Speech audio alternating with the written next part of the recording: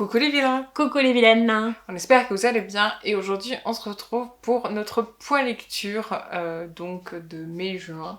C'est des livres entre deux, parce que c'est quand on finit un peu le mois et puis qu'on commence l'autre. Donc du coup, comme d'habitude, vous avez l'habitude. Voilà. C'est toujours 4. Ouais, parce que moi... Donc deux chacune. Voilà, deux chacune, ouais. T'as pas de BD toi à présenter cette fois? Si, j'en ai une toute neuve, toute propre, tout ci, tout ça. Non, j'en ai une, oui. Ce sera un roman que j'ai eu à sa sortie. Je vous le présente maintenant parce que voilà, on n'a pas eu trop le temps de vous le présenter avant. Et ouais, une BD magnifique, encore une fois. Moi c'est un roman, on va dire jeunesse, genre plutôt young adulte, et la suite d'une saga. Vous verrez ça. Et le commencement d'une saga. Tout de suite. Hop, c'est parti.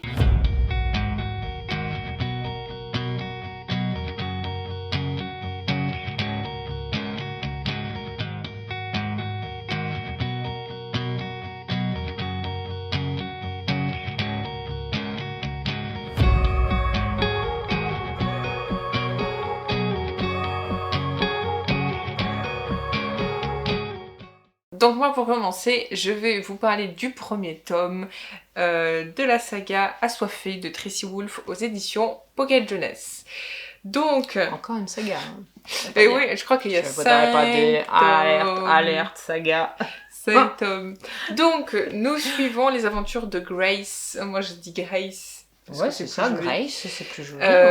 Donc nous suivons les aventures de Grace qui a perdu ses parents et qui va être envoyée en Alaska dans le pensionnat, enfin c'est le pensionnat, l'école de son oncle, où elle va du coup revoir sa cousine Macy, sauf que en fait, comment expliquer, bien comme il faut,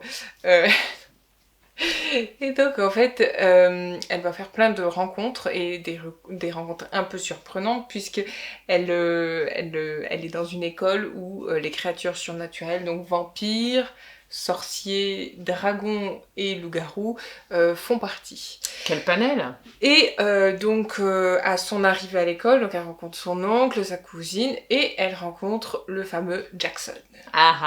Jackson qui est un vampire, je ne spoil rien, c'est marqué derrière. Et en fait, bon, moi j'ai adoré ce livre, je vais pas vous raconter plus, donc on va suivre ses péripéties, comment elle va découvrir le fait que voilà, elle est entourée de vampires, etc. Parce qu'elle vit complètement dans un monde normal de base, tu vois.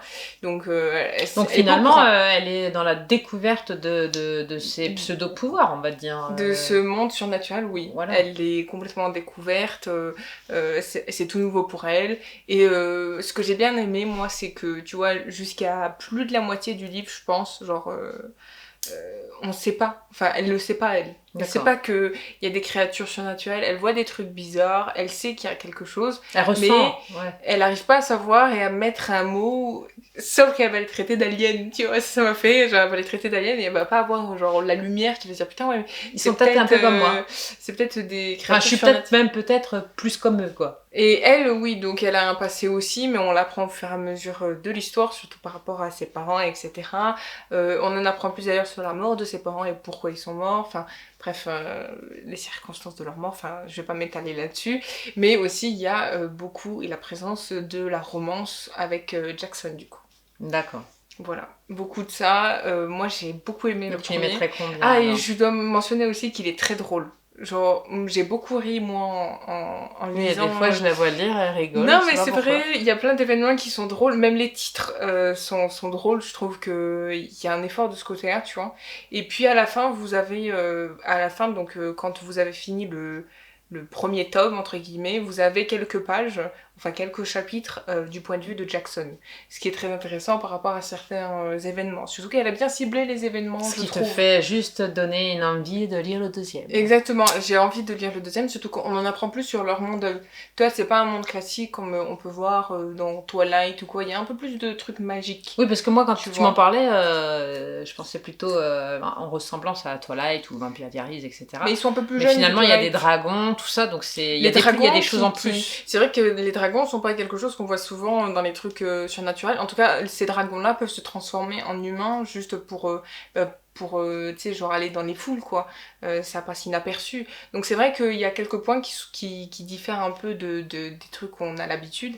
Et c'est ça qui est bien aussi. D'accord. Pour ça que j'ai envie de lire le tome 2, et en tout cas moi je vous le recommande si vous aimez les histoires comme ça. Ça faisait très longtemps que je n'avais pas lu personnellement. Enfin, si on compte pas Éternel, parce qu'Éternel c'est pas totalement des vampires, tu vois. Mais franchement, ouais, moi je me suis régalée. Bah écoute, c'est ce qui compte, hein, c'est que tu te sois régalée. J'ai adoré, j'ai beaucoup ri, ils m'ont fait rire tous les deux, et puis même, enfin, elle détaille bien les choses, elle est drôle, enfin, elle a de l'humour. Grace est un personnage qui a de l'humour malgré tout. Donc finalement, malgré tout cet environnement, elle prend ça vraiment bien. Malgré ses émotions, tout ça, elle est quand même forte, tu vois, genre elle a un peu de caractère, tu vois, c'est-à-dire que quand elle a pas envie de faire quelque chose, tu vas pas lui faire faire, tu vois ce que je veux dire. Elle va te tenir tête, même si au bout elle te dit oui, tu vois ce que je veux dire. C'est vraiment un bon personnage, tu vois. De toute façon, je pense que dans ce monde-là, s'il devait être réel, il faudrait vraiment être fort, parce que c'est quand même assez particulier. Mais maintenant, la vraie question, c'est, il y a un truc que je veux pas dévoiler, mais la vraie question, c'est est-ce que, parce qu'il y a le frère aussi de Jackson qui est important dans l'histoire, déjà on s'interroge sur tout ça, et puis on s'interroge sur elle. Est-ce qu'elle va devenir vampire? Est-ce qu'elle va devenir autre chose? Mais ça, c'est peut-être dans la suite. Ou justement, et moi j'ai envie de savoir justement tout ça. Il n'y a pas que la romance qui compte, je trouve, même si elle est beaucoup présente. Je trouve qu'il y a aussi le reste. Et ça m'intéresse, tu vois. Vraiment, donc, tu lui mettrais combien cette nouvelle saga? Mais moi je lui mets 5 parce que franchement, une nouvelle saga, le premier tome, il déchire en fait, tu vois. Il est très introductif, certes, mais c'est un bon tome. D'accord. C'est un bon tome. Et pour l'instant, je kiffe. Ça t'a plu? Ouais, franchement. Ça se voit. Ouais. j'ai beaucoup aimé, moi, je vous le recommande. Voilà, on sent bien ta hype du moment. Non, mais en plus, c'est tout ce que j'aime, parce que moi, j'aime bien les séries comme, tu vois, Twilight, Vampire Diaries, j'aime bien tout ça, tu vois, donc... l'univers des vampires, en général, j'aime bien, tu vois, donc ça me dérange pas plus que ça. Et franchement, là, je retrouve ce côté-là, tu vois. C'est bien. Non, moi, j'ai kiffé, j'ai hâte de lire la suite. Bon, bah alors... Voilà, vous savez ce que vous avez à faire, hein, allez lire, assoiffé. Voilà, oui, comme ça vous m'en direz des nouvelles et dites-moi qu'il n'y a pas que moi qui aime ce genre d'histoire. Mais non, il y en a plein, il a eu du succès, elle a eu du succès cette saga. Ouais, franchement, oui, et non, mais moi je kiffe, ça me plaît. Donc pour moi, le premier, ce sera Enlacer le ciel et les nuages. Trop fort. Ouais, aux éditions Presse de la Cité, de Karine Lebert, que j'ai déjà lu, hein. J'ai lu Les Amants de 1944, etc. d'elle. J'ai beaucoup aimé la plume. Ouais, je me souviens, donc ouais, j'ai beaucoup kiffé. Et là, donc je réitère avec elle, et je suis pas déçue non plus, hein. J'ai beaucoup aimé le thème. Donc voilà, on va suivre 3 destins de jeunes femmes et venant des femmes, hein, après de la même famille. Donc on va suivre Elisa, la matriarche, Audrey, sa fille, et Lily, sa petite fille. Donc le thème principal que j'ai beaucoup aimé, mis à part le thème de la Deuxième Guerre mondiale, etc., vous le verrez après, c'est le thème de tout ce qui est aviation, et surtout on raconte l'histoire des IPSA. Alors les IPSA, ça a été créé par la Croix-Rouge en 1934. Et c'était les femmes infirmières, pilotes de l'époque qui ont été aider les médecins, etc., pour ramener par exemple les déportés en France pendant la Deuxième Guerre mondiale. Donc voilà, ça a été très enrichissant de voir cette continuité et puis ce parallèle de l'histoire de l'aviation dont on oublie souvent de parler. On ne parle pas souvent de ces femmes qui ont aussi risqué leur vie et mis de côté leur vie familiale pour faire ce genre de métier de l'époque. On suivra aussi, donc, toujours dans l'aspect du thème de l'aviation, sa fille, Audrey, qui est donc dans la continuité de sa maman, hein. Elisa, elle est hôtesse de l'air. Et Lily, qui est aussi hôtesse de l'air. Donc voilà, c'est toute une génération de femmes très intéressantes, touchantes. Moi, j'ai beaucoup aimé Elisa, particulièrement. Même si vers la fin on a plus de choses de Lily, mais ça a été ma préférée, Elisa. C'est peut-être la période aussi qui fait que j'aime beaucoup, mais je l'ai beaucoup aimée de par son caractère, son charisme, sa ténacité à vouloir donc être une IPSA. J'ai donc, par rapport au thème de l'aviation, on en apprend aussi sur, par exemple, Air France de l'époque. Surtout à l'époque d'Audrey. Le contrat était, par exemple, on apprend des choses comme ça, le contrat était pour les femmes, si tu rentrais dans la société, tu signais que tu n'aurais pas d'enfant. On s'aperçoit que, parce qu'en fait, c'est vrai que le mythe de l'hôtesse de l'air, dans la tête des gens, c'est toujours belle, bien maquillée, apprêtée, souvent filiforme, faut le dire. En fait, dans ce livre, ça casse un peu le mythe, dans le sens où elle nous explique les travers qu'il y a à faire ce métier-là à l'époque, même par amour du métier, les contraintes. Donc je l'ai dit tout à l'heure, le fait de ne pas pouvoir avoir d'enfants, c'est dans les contrats. La vie de famille un peu difficile aussi, on s'en rend pas toujours compte, mais déjà, bon, elles peuvent pas avoir d'enfants, donc avoir un mari, ça doit être compliqué aussi. Elles ont des maris, mais le problème c'est que voilà, elles sont tout le temps sur les vols, donc elles sont jamais là. Voilà, le mari, des fois, il est tout seul. Il est tout seul. Et donc c'est dur aussi de construire une vie sentimentale, familiale et tout ça. Oui, et puis ce que ça voulait dire aussi, parce qu'avec Audrey, on arrive un peu dans les années 50. Elisa, c'est plus 1934, 35. C'est la Deuxième Guerre mondiale. Audrey, c'est à peu près les années 1950. Et Lily, c'est plus de maintenant. Donc avec Audrey, on constate que voilà, le fait qu'elle veuille un enfant, au départ, c'est difficile parce que si tu veux un enfant, comme je l'ai dit, tu peux pas, mais donc t'arrêtes ta carrière. Il y a beaucoup de femmes qui arrêtaient leur carrière pour avoir une vie de famille. Donc c'était très dérangeant quelque part, surtout à notre époque aujourd'hui. Penser ce genre de choses est impossible. C'est un peu révolu maintenant. On n'a plus envie d'avoir à choisir. Non. Alors qu'à l'époque, il fallait. C'était obligé. Tu pouvais pas avoir les deux. Donc voilà, j'ai beaucoup aimé cet aspect de découverte sur certains aspects du métier de l'hôtesse de l'air. Mais mis à part ça, voilà, moi ma préférée c'est Elisa sur les trois. J'ai beaucoup aimé les trois aussi, mais c'est surtout Elisa. Elisa qui, contre vents et marées, va voler elle nous embarque dans ses péripéties parce que elle voyage quand même pas mal grâce à ce métier-là. Elle voit des choses assez dures, de par la période déjà de la Deuxième Guerre mondiale, mais même après, parce qu'elle continue. Donc elles vont en Inde, etc.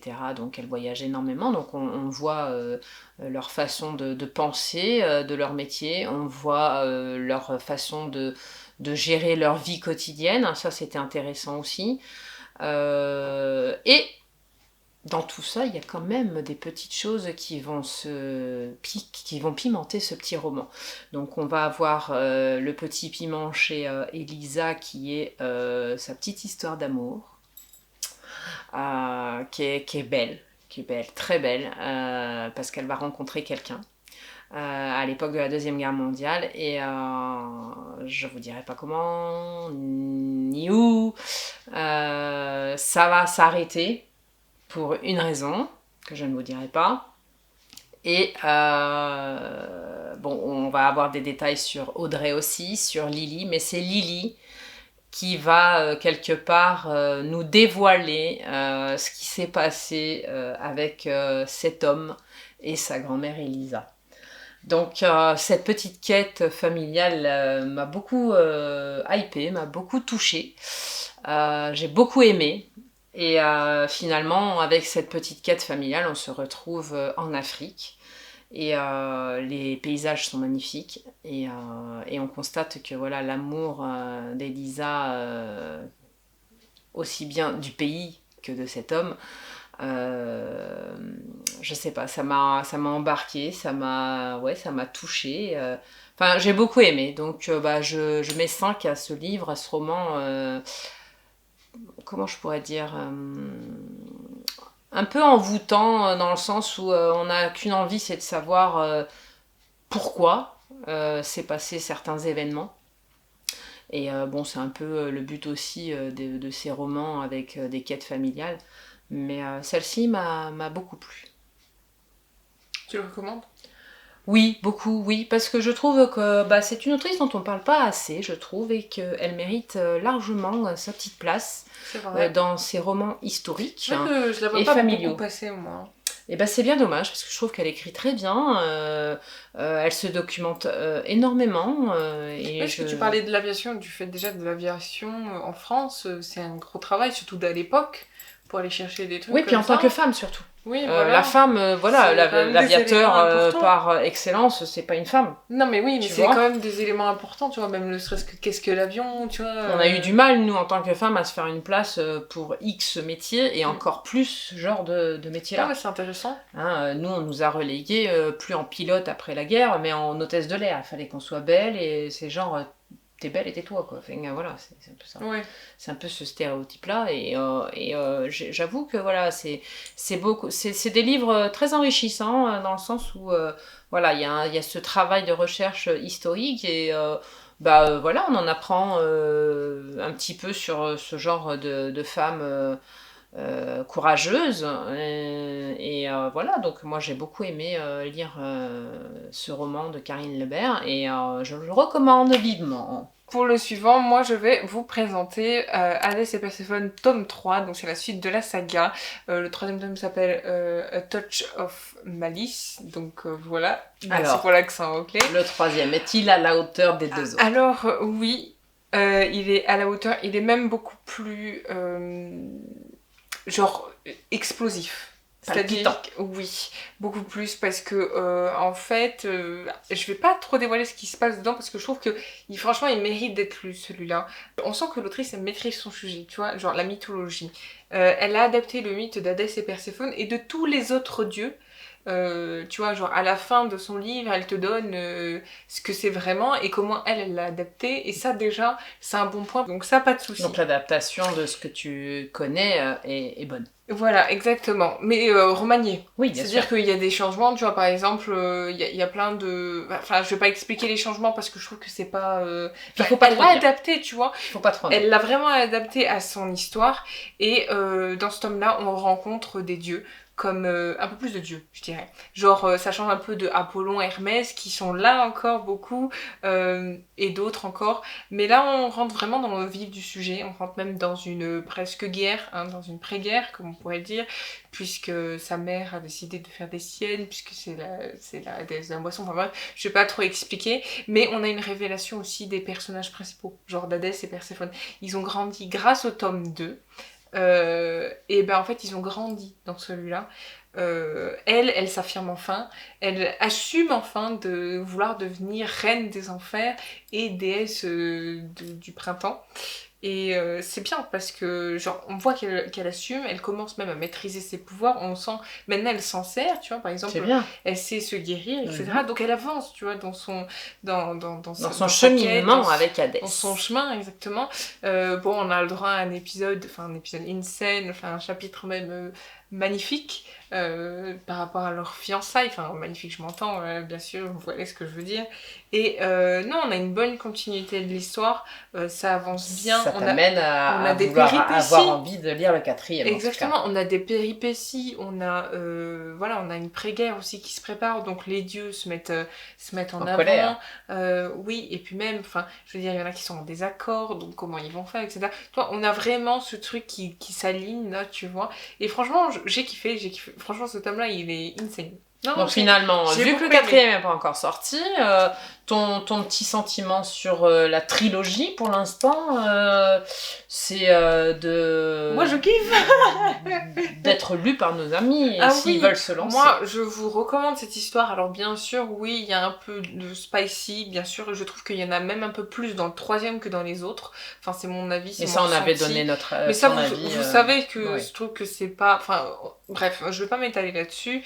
Non, bon, il y a un côté spicy, mais au-delà, il faut voir aussi l'évolution des personnages et de la romance. En tout cas, c'est une trilogie très sympa. On suit bien le mythe, et on suit le mythe. Elle a adapté son mythe, mais on le suit tout au long de l'histoire, et on suit les personnages principaux. Oui, la trame est bien faite. Et tout est bien foutu. Donc vraiment, il n'y a pas d'autre mot en fait, tu vois. Genre, l'histoire est bien faite, c'est bien ficelé, on est bon. Tu vois ce que je veux dire ? Ça t'a plu. Et c'est une très bonne histoire. J'ai adoré. D'ailleurs, j'ai envie de les relire. D'ailleurs, je crois que c'est pour l'instant le premier livre qui me pseudo-manque. Tu vois, ça me manque de pas lire Hadès et Perséphone. Donc un autre. Et leur évolution, tu vois ce que je veux dire ? Le 4 arrive, faut attendre. Franchement, ouais, ça me manque de pas savoir la suite de leur évolution, de comment tout ça va se terminer. Est-ce qu'ils vont gagner la guerre ? Entre guillemets, je dis la guerre, je veux pas tout expliquer, enfin bref.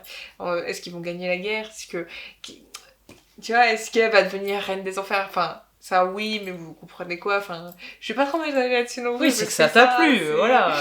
Les trois et puis les personnages, tu vois, même les dieux, ils sont bien faits, tu vois, on ressent leur caractère, tu vois, franchement, non, il y a vraiment un développement, même des personnages, de mieux en mieux, en fait, ils sont les personnages, tu vois ce que je veux dire ? Bien sûr. Genre, dans le premier, on te les introduit, dans le deuxième, on t'explique qui ils sont, et dans le troisième, il y a une évolution, même des personnages secondaires, tu vois ce que je veux dire ? D'accord. Je trouve que, par rapport à ce que j'ai pu lire sur les avis, je trouve que même les personnages secondaires, ils se dévoilent un peu plus au fur et à mesure des tomes, et non, franchement, moi, je trouve que ça vaut le coup, surtout si on aime la romantaisie. Bon, là, c'est de la mythologie. Non, mais ça se voit que ça t'a bien motivé, je trouve que ça t'a bien plu. Surtout Perséphone, je trouve que dans le troisième, elle se dévoue. Enfin, elle se dévoue pas, elle se dévoile. Voilà. Et ça, je trouve que... Disons qu'elle se reconnaît en ce qu'on veut qu'elle soit, surtout. Voilà, et puis ça fait 3 tomes que j'attends qu'elle se dévoile, tu vois. Oui. Et donc là, en fait, on a l'explosion, comme je disais tout à l'heure, on a l'explosion d'elle, on a son vrai elle, en fait, tu vois, parce qu'elle se cherche jusque dans le tome 3, et dans le tome 3, elle explose. Elle nous montre vraiment qui elle est, et qui elle a envie d'être, et qui elle a envie qu'on voit qu'elle est. Tu mettrais encore 5 comme les autres, ou non ? Ah non, mais tu vois, elle mérite 10, même si tu veux, voilà, oui, il mérite 5, franchement, oui, c'est un bon tome. Le 3e tome est un bon tome, je trouve. Ils sont excellents, ces livres. Bah écoutez, dites-nous si ça vous a tenté ou pas, avec nos avis de lire ce fameux Hadès, là. Non, mais franchement, moi je kiffe bien les histoires. On serait curieuse de savoir si ça tente, si ça a tenté quelqu'un, ou si vous l'avez lu, si ça vous a plu, etc. Non, mais c'est vrai. Non, mais ça, on l'a déjà dit. C'est pas du Proust, tout ça. On sait très bien que c'est pas de la grande littérature. À un moment donné, voilà. Moi, je kiffe bien, je trouve ça très bien. Mais pour passer un bon moment de lecture, il n'y a pas forcément besoin de lire que du Proust. Non, franchement, moi, je me suis régalée. Moi, j'ai mis très peu de temps. Je crois qu'il fait 5 ou 600 pages. 500 pages ou 600. Suivant les moments, je sais plus. Suivant les moments où tu lis, le Proust, ça peut être très embêtant. Ça se lit super vite, et puis ça passe tout seul, quoi. Et puis l'histoire, t'as vraiment envie de savoir l'évolution des personnages. Voilà, il y a ça, cette évolution, la façon dont ils réagissent à l'histoire, la façon dont ils grandissent. Tout est bien. Et c'est un truc que dans la vraie vie, tu vois, nous on grandit aussi au fur et à mesure des années, on évolue, il y a des choses, tu vois, par leurs erreurs, eux, ils ont grandi. C'est comme ça dans la vie aussi. Et ça, c'est chouette. Surtout quand tu as l'intelligence d'en prendre le meilleur et de pouvoir pas forcément faire autrement. Et même lui, tu vois, lui qui est le dieu des morts, etc., dans celui-là, on sent encore plus le fait que, genre, tu vois, il l'aime, tu vois, genre, il veut la protéger, tu vois, il aime pas quand elle se fait du mal, etc., alors que c'est le dieu des morts, tu vois, il pourrait s'en foutre complètement, oui, c'est très la laisser, voilà. Non, lui, franchement, non, il est là, il est attentionné, tu vois, et de plus en plus, tu vois, genre, il a de moins en moins on sent bien qu'il est amoureux et que, voilà, c'est ça. Exactement. Même à la fin, là, il se passe un truc, enfin, je fais pas trop des... Stop. Alerte. Spoil. Non. Non, mais voilà, genre, on sent qu'il l'aime et qu'il serait capable de... Elle va plus s'arrêter, hein. Non, mais c'est vrai. Elle veut tout dire. On sent qu'il est capable de tout pour elle, même d'anéantir. Mais tu vas te taire un peu. Chut. D'accord, ok, j'arrête. je vais pas en dire plus. Mais non, mais franchement, si vous aimez ce genre de livre, franchement, foncez. Surtout que je sais que c'est, tu vois, c'est des livres qui sont pas forcément donnés, tu vois, genre, je sais que c'est presque 18 € le tome, je crois. Mais si je peux vous conseiller, les 2 premiers sont sortis en poche. Voilà. Oui, il me semble. Je balance ça comme ça, si ça peut vous intéresser, pour pas mettre trop de frais, si vous êtes pas sûr d'aimer, voilà. Ou alors en bibliothèque aussi. Oui, la bibliothèque aussi, oui, ça marche. Voilà. Ça marche bien, les bibliothèques. Ça marche très bien. Il faut pas oublier qu'il y a quand même des points lecture pour ceux qui n'ont pas forcément ni le budget, ni envie de dépenser des fortunes dans leur passion, la lecture. J'aime bien mentionner le fait que, voilà, c'est vrai que... Mais tu as raison. C'est à découvrir. C'est un bon point de vue de la mythologie d'Hadès et Perséphone. C'est pas la même, parce que bah voilà, c'est pas du copier-coller. Elle a pas fait du copier-coller, tu vois. Elle a vraiment remanié à sa façon, et ça c'est chouette. Ben voilà, tout est dit. Les amis, dites-nous. Voilà. Donc moi, je termine avec une superbe BD qui m'a été envoyée par les éditions Delcourt. Marée Blanche. C'est l'histoire d'un équipage dont le nom du bateau s'appelle, je crois, de souvenir, Fargo, donc on vous le met là.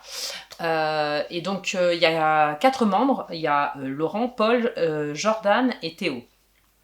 Ce petit équipage, c'est des pêcheurs, hein, vous l'aurez compris, vont faire la malencontreuse ou l'heureuse, hein, c'est suivant le point de vue quand on le lit au début, trouvailles de petites choses dans la mer.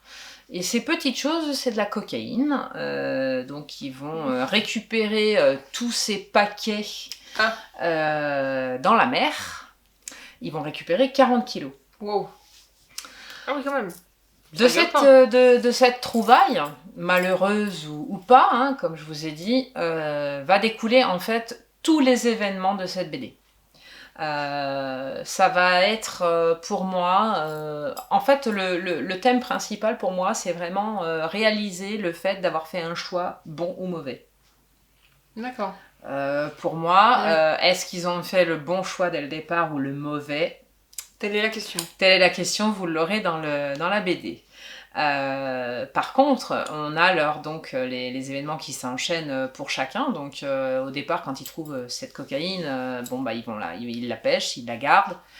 Ils se demandent qu'est-ce qu'on va en faire. Il y a 2 critères qui sont importants, c'est ils se la partagent, et ils se font promettre de ne pas en parler. Mais du coup, s'ils se la partagent, ils vont forcément faire quelque chose.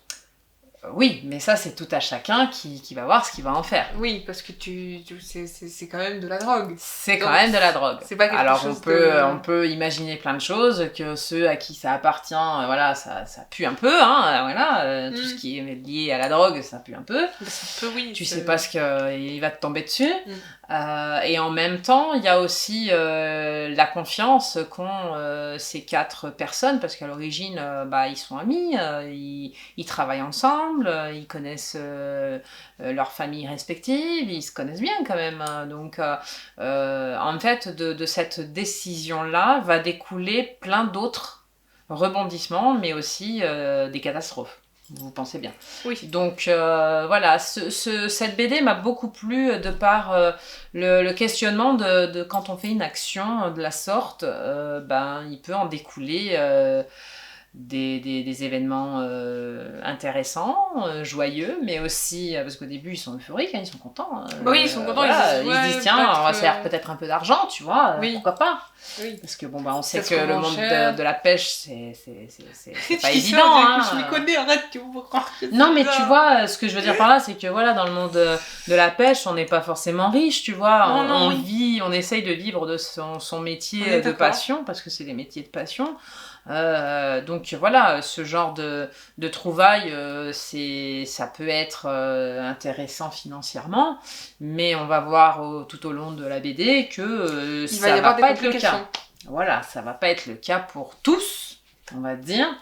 Et on peut se faire une imagination, du genre il y en a un avec le fait qu'il ait ramassé ça, il peut se faire prendre par la police. La seule chose que je peux vous dire, pour pas tout dévoiler, c'est qu'il y en a 3 qui vont la cacher expressément bien, on va dire. Et d'autres non. Et il y en a un autre qui va la laisser un peu sous le nez, à la barbe, voilà. En découleront, comme j'ai dit tout à l'heure, des événements dont je ne parlerai pas. Je vous laisse le plaisir d'aller la découvrir. Non, je trouve que j'ai beaucoup aimé les couleurs, les dessins, les traits. Il y a même les détails un peu de l'île de Ré que j'ai beaucoup aimé. Voilà, c'est vraiment une belle BD. Très intéressant. C'est un sujet qui est quand même assez actuel de nos jours. Oui, absolument. C'est vrai. Non seulement pour les décisions, mais en plus pour les choses un peu illicites. Voilà, donc non, j'ai beaucoup aimé. Les traits, la colorisation est très belle, même la couve, hein, vous la voyez, elle est très très belle. Donc n'hésitez pas à aller la découvrir. Tu lui mets combien ? Moi je mets 5. Et tu la recommandes? Je mets 5 parce que c'est une belle BD, c'est un sujet intéressant, voilà, tout est dit. Dites-moi vous en commentaire si vous aimez la BD, si vous avez découvert cette BD aussi, ou si vous avez envie de la découvrir. Voilà, on espère que cette vidéo vous aura plu. En tout cas, n'hésitez pas à nous laisser un like, un commentaire et partagez cette vidéo, et surtout n'oubliez pas, abonnez-vous et activez la cloche. On vous fait plein de bisous, n'hésitez pas à venir nous retrouver sur Twitch, sur Instagram, les liens sont toujours en description. On vous fait plein de bisous et puis on se dit à bientôt. Bye bye.